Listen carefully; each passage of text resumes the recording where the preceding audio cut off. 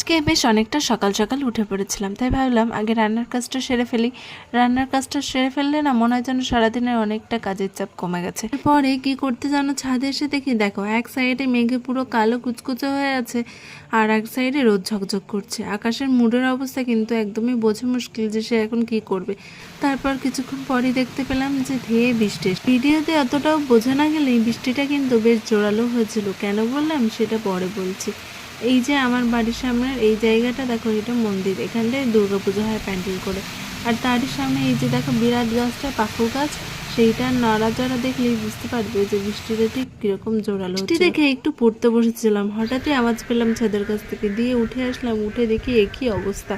এই যে পাশের বাড়ির এই যে বিরাট কাঁঠাল গাছটা, এটা ছিল আমাদের ঘরের পাশে। এই ঝড়ে পুরো ভেঙে পড়েছে ছাদের উপর।